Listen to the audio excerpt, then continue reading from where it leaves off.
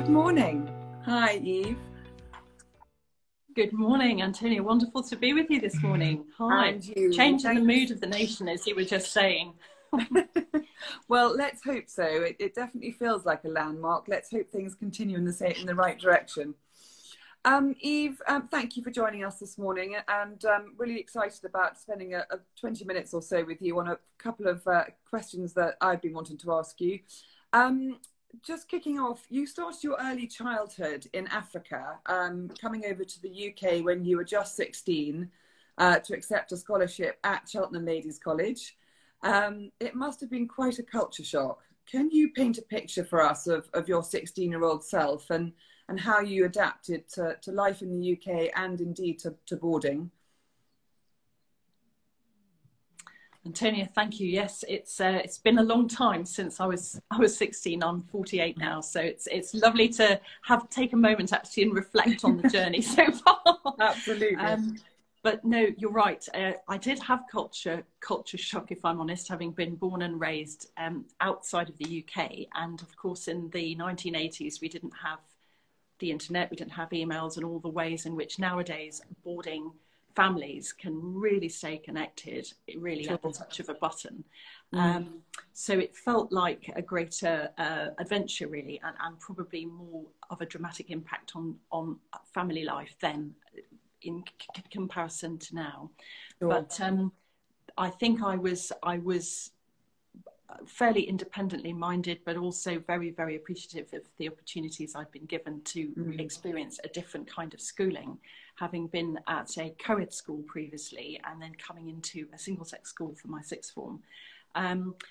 Culturally, it was wonderful to actually be able to access places like Stratford-on-Avon, which is less than an hour away, actually play in a big orchestra, and have a range of academic opportunities really that I just hadn't been able to access until that point. So fantastic to make some new friends, but lots of tears, lots of some homesickness, and I suppose like life, nothing is ever undilutedly good or bad. But actually acknowledging that is in a way half the journey, isn't it? That there are sort of peaks and troughs, and you find your way between the two. Exactly. I think actually there's a wonderful line in Hamlet somewhere that says, nothing is ever good or bad, but thinking makes it so. Yes. And I quite often reflect on that, particularly in these complicated times we're in at the moment. Absolutely. You then went on, I'm going to skip ahead a little bit, but went on to have one of your early teaching jobs was at Radley, and therefore you obviously experienced an all-boys environment. I'm interested to hear how and why do you think girls particularly flourish in single-sex education? I know it's an old one, but it's a goodie. And how you feel, and if you feel it's as relevant today as ever.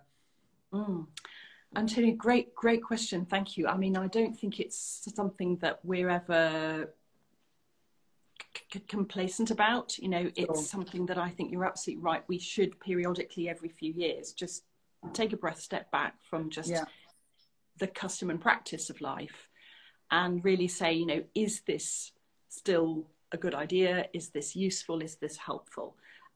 Is it making a positive contribution to the lives of the pupils concerned? I think as you say, having taught in both single-sex boys and girls, and also 18 years in co-ed schools in between those two school experiences, it's been fantastic to actually spend a considerable length of time in each of those different kinds of settings. So I love the fact that in this country we do have that choice, and parents have that choice, because I think I wouldn't advocate co-ed or single sex uniformly as the best for all children. I think different children have the opportunity perhaps to dial up or to dial down on certain of their opportunities, and it's the values of the school as a whole, I would say, and the quality of that experience. And when you visit as a family or you encounter that school, obviously visiting has been challenging in recent months, hasn't it? Absolutely, but you can do a lot now to get the feel of what a particular school stands for. And that match is really important. what I've noticed in the single-sex girls' school environment of Cheltenham is that the girls who are here, I think I speak for all of them, that they want to be here. I think nowadays it's very unusual that, you know, mum and dad force a teenager to go somewhere where they really don't want to be. So it's an extraordinary privilege to be in a very, very positive and buoyant environment. A lot of the girls feel that they live socially in a co-educational world anyway, because the minute they go online, they are accessing dialogue, humour, you know, friendships and connectivity with actually not just boys and girls, and, you know, those for whom the genderization really is not a place they want to fixate themselves. You know, it's a really interesting time. I think 10 years ago we may not have been having these kinds of conversations as openly and as inclusively as now, and that's important. Absolutely. So that the kind of contrivance, perhaps, or the feeling of it being a slightly artificial environment, I think the wider context and the connectivity to that wider world has really dampened down that sense of contrivance. So it becomes a place where every single aspect of the resources we have and the opportunities we have are accessible to girls. There's nothing they can't do. Girls lead everything. They play all the different kinds of sport, 18 different kinds of sport. We don't have to share the facilities with the needs of the boys and the needs of the girls of the school. And actually that caters for an enormously broad range of their interests. They typically find they can talk about almost anything with more lack of inhibition. Perhaps that's not necessarily that the boys impose that inhibition, but people perhaps self-inhibit to an extent on certain topics in public discourse, say in a lesson or in assemblies and things like that. So this has felt what attracted me to college in the first place when I was a teenager myself, and why I was very comfortable coming from a co-ed school into this environment for the sixth form is the same reason that I've come back now 10 years ago as the head, is that it feels like a place that would celebrate the individual and give everybody that chance and that oxygen and that space to really find out who they are and what their emerging view on the world really is. And I assume that beyond their own social networks, I mean, there are lots of social opportunities that, I mean, you're positioned in such a great place, and with boys' schools around and co-eds, I mean, there's lots of intermingling ordinarily anyway, isn't there? Antonia, absolutely. I mean, we're located right in the middle of Cheltenham. We've got the festivals, we've got art galleries, we've got the town, we have lots of eateries and lots of sort of informal places that young people from all the schools can really mix and socialise. I think we tend to try to create a lot of different opportunities for the girls to interact with pupils from other schools, and that can be co-ed or single sex. I think over time, as more and more of the boys' schools have become co-ed, a majority of schools now are in this area are mixed, but we are still there are 9 other secondary schools in Cheltenham alone, so there's an enormous student body, and we're part of the Cheltenham Education Partnership, who do quite a lot of projects right across the piece between both state schools and independent schools. So that's really sort of gained a lot of traction in the last couple of years, and probably having the shared challenge of COVID has really been very much a binding agent to draw us together. Yeah, I bet. And Eve, if you weren't a headmistress, I mean, you've been in education for quite a while, as we've talked about, but if you can claw back to before then, what other direction might you have gone down career-wise? Antonia, well, the industry which I was headed towards was engineering, and the engineering world has been spared my services. But I think they've escaped my contribution probably very widely. But no, I was really, really passionate about the environment, actually, and always have been. I found my Leavers yearbook from 1990, and it said that at that stage, age 18, I said my dream was to find the alternative energy that the world has been waiting for. So I think I had some visions of, quantum or hydrogen energy at that stage. So clearly that has not occurred. No, but you've still got clearly a that has not occurred. But I think being in a school environment, you're always inspired by the young people around you, and this is a topic clearly that is really, really crucial for our time. So even though I'm not necessarily in the profession, I've been able to introduce engineering, enterprise and technology here 5 years ago as a faculty. The girls have been building kit cars, they've been building a Caterham sports car and then a green car the alternate year. Wow. So we're comparing sort of what does green tech look like versus what does the carbon economy look like. And we've got a lot of projects in mind really for how we can really sort of ramp up on that piece in the coming years and make it much less of something that goes on in the margins of our lives and much more naturally integrated into everyday life, which hopefully is where we will be going as a society sooner rather than later. Absolutely. And fun enough, that leads very neatly on to my next question, which you've partially answered, because obviously it's now integrated in the whole of the girls' education generally. But I think certainly historically there has been a gender bias on, girls tending to lean towards humanities and the boys towards sciences. Do you think that's still the case? And at Cheltenham Ladies, did girls elect, are the sciences popular, and are there plenty of them studying that once they get the choice? Sure, it's something we look at all the time to see what the trends are. Actually, Anthony, it's really, really interesting. I mean, in the country as a whole in recent years, they've actually been just nudging. More girls have done sciences to GCSE than boys have across the whole country, which is, I think, really exciting. And it's one of those sort of watershed moments which is worth sort of noticing. Thinking, right, this is where we are.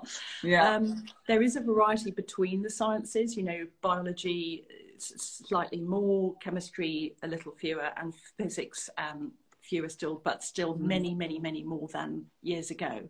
I think because we were set up for girls and we've always taught science here, benefiting from the courage and the imagination of Miss Dorothea Beale in the 19th century, who was teaching science under the auspices of the more socially acceptable brand of physical geography, thanks to complaints from parents that teaching girls to do maths and science was a threat to their marriage prospects, and that they should be taught more suitable topics for conversation, and to be an appropriate wife and partner to their husbands.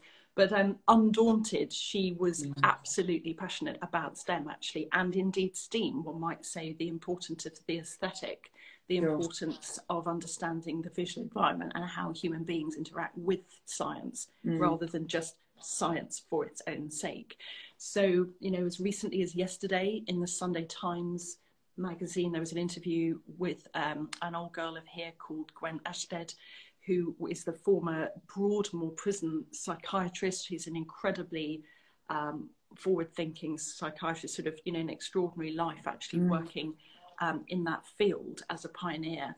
And when you look at our alumni with Mary Archer, we going right back actually into the 1800s and early 1900s, there've been pioneers in STEM who've come out of this school. In almost every field. We've got the chief airworthiness engineer for Rolls-Royce is a former pupil of here. So there's a hugely strong tradition of scientists coming out of here. What I love is that it's really well balanced. So when you look at the leavers in any particular year, let's take last year as an example, it was fairly typical.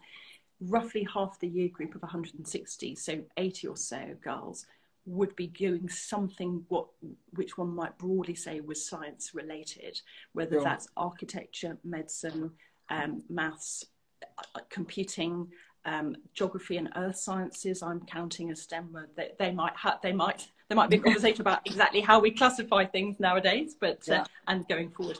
But actually the languages, humanities, and those sort of broader courses where girls more and more interested in not specialising too early. So something like PPE, has always been popular and always been strong, but actually economics and Chinese, taking up languages ab initio at university, like Arabic, like Portuguese, like Russian, girls really, really keen to do that. So I love almost this feeling of Renaissance mind. You know, if we look at the work of an inspirational icon like Leonardo da Vinci, we celebrate and we're still in awe of his work as an artist, but his drawings very often are very technical, aren't they? It's very anatomical and scientific, and machines and wind turbines and aeroplane aerofoil sections. You're thinking actually the human mind is capable of all of those things.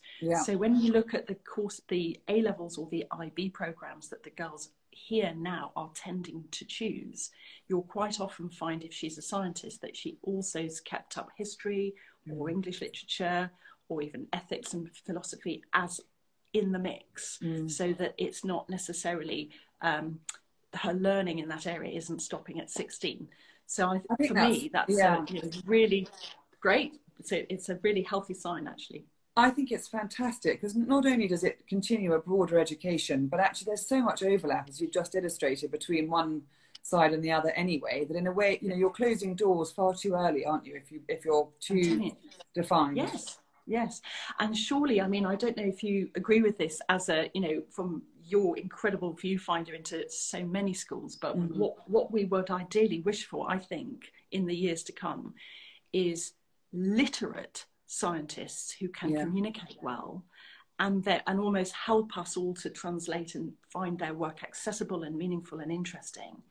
And then scientifically literate people who go into the humanities and the arts, but you know, can look at a packet of food additives for their children and understand what they're being told. And also, you know, not be bamboozled by data. I mean, we've just lived through a year, haven't we, where COVID rates, infection rates, R rates, exponentials, flattening the curve, data, and actually being able to feel that whatever your background, whether you're a musician or an artist, you have a good enough educational basis to understand and penetrate the meaning of what is being shown to you. And equally, if you're a scientist, you can find real nourishment for the soul in the visual world and in drama and poetry and music and art and architecture. Let's hope there's lots of overlap in the future.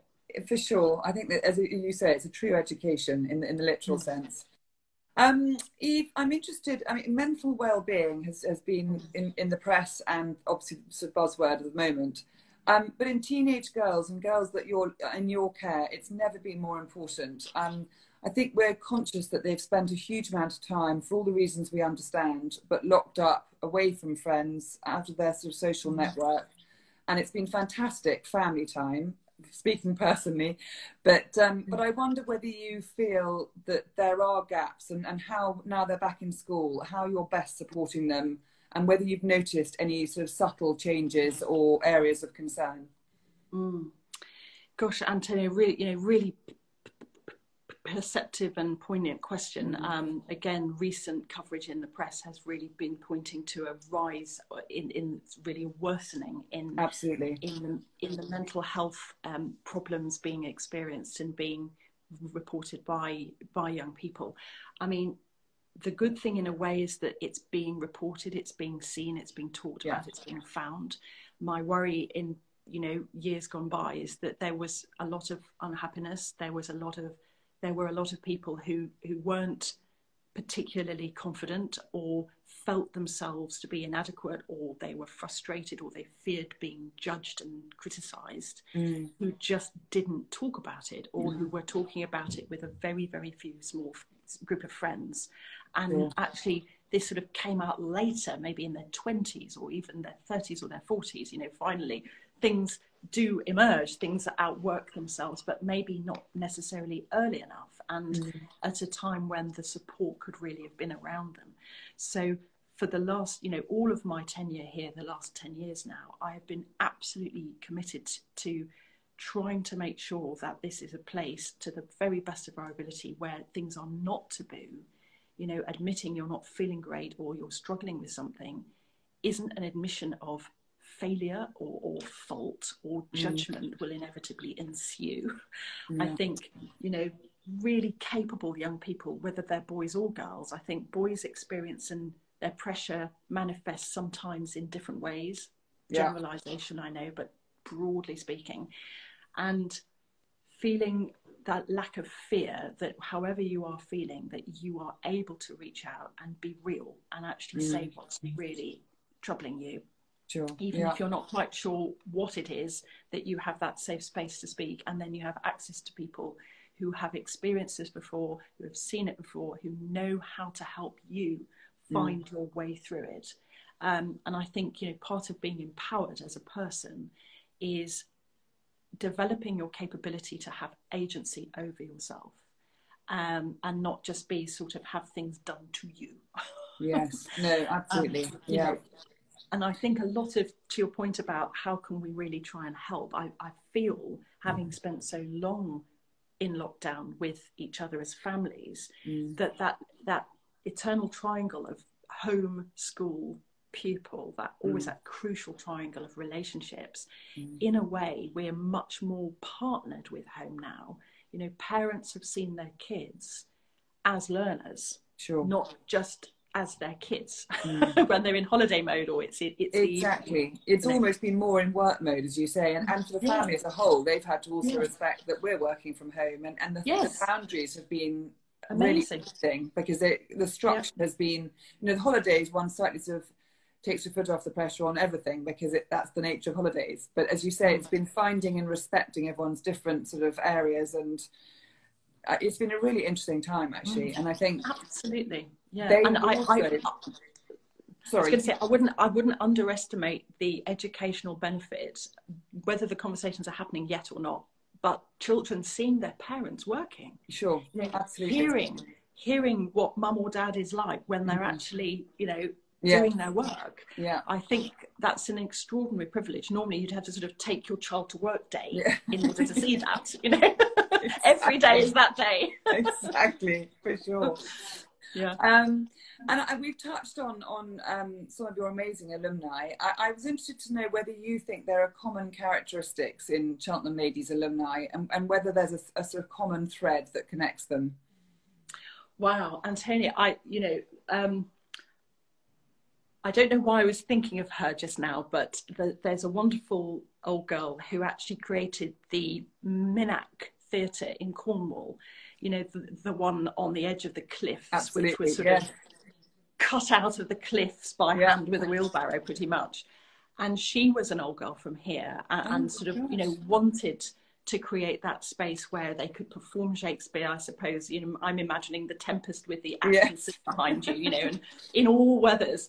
But there's some, regardless of her particular intellectual preferences, you know, there's something really, really gutsy there about somebody who thought, I'm not afraid of an ambitious project. You know, I might fail. Some people are saying, I don't think you can quite manage this. I'm sure there would have been skeptics around her, or maybe even her own internal voice might have thought, you know, have I taken on a bit too much here with this idea, you know, single-handedly with her gardener.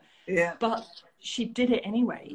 And, you know, for me, when I look right across the alumni range, and you do see, you know, artists like Amanda Wakely, like Bridget Riley, right down the ages to someone who's in their 20s, called Sarah Lavelle, who entered into the Sky Portrait Artist of the Year 2 years ago and reached the final 3.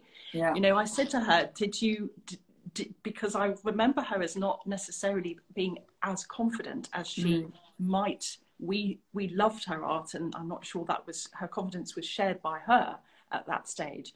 And she just said, well, you know, my friends persuaded me to do it, and I thought, what do I have to lose? And I think that attitude, to answer your question, I think it's less about who they become, but it's actually what attitude they take into the world.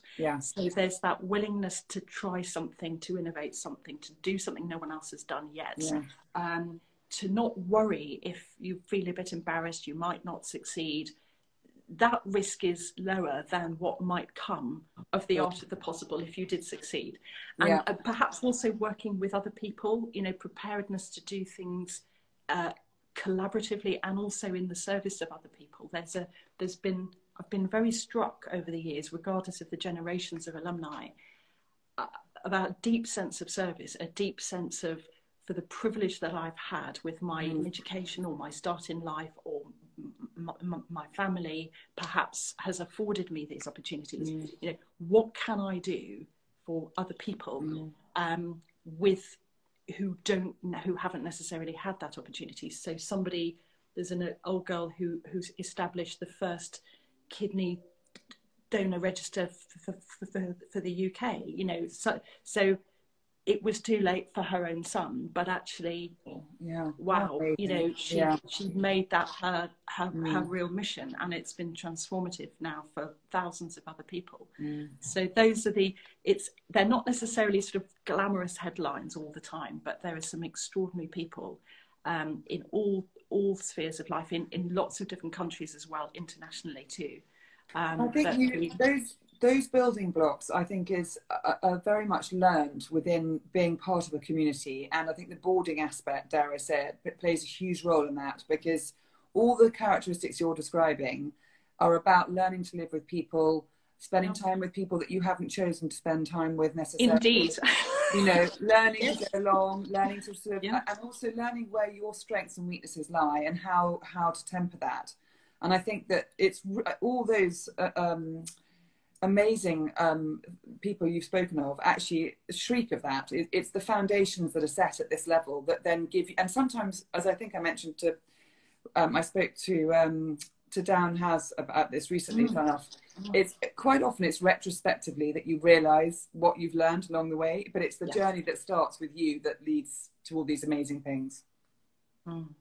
Antonia, absolutely. And I think, you know, so let's take our, you know, 11 plus cohort who arrive. There will be 4 form entry, we'll have about 60 to 80 girls typically in a year group, and they will have come from 50 different schools. So nobody arrives with a preconceived idea of anyone else. Sure. And actually that ability to show up, you know, to be present, to think, right, I'm here to make these new friendships without necessarily losing your old friendships. Absolutely. You know, it's not a case of trading off one for the other. It's really additive, and people who you would probably never otherwise have met, you would certainly never lived with them. And as you say, on the days where there's been a bit of a spat over who's borrowed my toothbrush, you know, or hairbrush, or, you know, whatever, maths prep, it's extraordinary, isn't it, how you have to find compromise, you have to find your way to forgiveness, to tolerance, and actually to celebrating what is good and kind about each other. Absolutely. Otherwise life gets pretty difficult, and anybody with siblings would possibly relate to that, unless they have really, really amenable siblings. I'm not sure that exists, if I'm honest. And Eve, I'm very conscious of your time, just to sort of wind up. On a personal level, I mean, it's a huge job that you've undertaken, and you've done it, as you say, for 10 years. I'm just wondering, the balance of home and work is always, you know, a struggle, I guess. Do you switch off? Can you switch off? And when you do, what are you doing to help that? Antonia, thank you. I'm very glad you haven't asked my close family members the same question about me, because we may not all agree with the answer. Shall I just leave that little sentence hanging? But I mean, Antonia, I feel so often, you know, truly, truly blessed that I'm doing a job of work that I find intrinsically really, really interesting. And I think because education in its broadest sense is preparing our children, you know, our most precious resource, really, the people who matter so much to us, to have as fulfilling and stimulating lives as we can hope for them. Having a broad understanding of what that world might look like is important to me as well. So, you know, just recently in lockdown, I think my hobbies have probably changed a little from spending time physically with family, doing lots of gardening, being outdoors a lot, to being surfing. You know, well, I've been introduced to Netflix, God help me. But now I know about the a lifetime's work. The hazard of the box sets. But actually, I've been able to listen to the Ellen MacArthur Foundation with their circular economy sort of webinars. I've been listening to architects in California who've been talking about the future of the world of work and how people, whether they're going to come back to offices or not, you know, and what does that mean about right sizing of the urbanization environments of the future. Last week I was doing speed sketching of cheetahs for the Cheetah Conservation Society with this wonderful artist who I knew 30 years ago. It was just, you know, I was drawing literally a round face with 2 ears, and she was doing watercolor of a cheetah that was clearly a cheetah after about 17 seconds, you know. But, you know, amazing to be able to do that from the Cotswolds and sit here and be able to, you know, find your way to some extraordinary, inspiring people. And I guess iteratively works out what makes you feel better and realise that's how you're relaxed. That's how you've relaxed a bit. Well, you sound, that's the short answer. It's infectious, I have to say. Your passion for life is truly infectious, and I'm sure that's what inspires your girls to go off and achieve what they clearly do. Eve, thank you for this morning, for your time. We've learned a little bit more about you and about Cheltenham Ladies, and it's obviously an inspirational school for girls. And yeah, delight, and I can't wait to come and visit you when I'm allowed. Antonia, thank you, and thank you for the opportunity. And anyone who's joined live, it's very good of you to spend some time with us this morning. Thank you. Take care, Antonia. Take care. See you soon. Bye. Thanks a lot. Bye. Bye.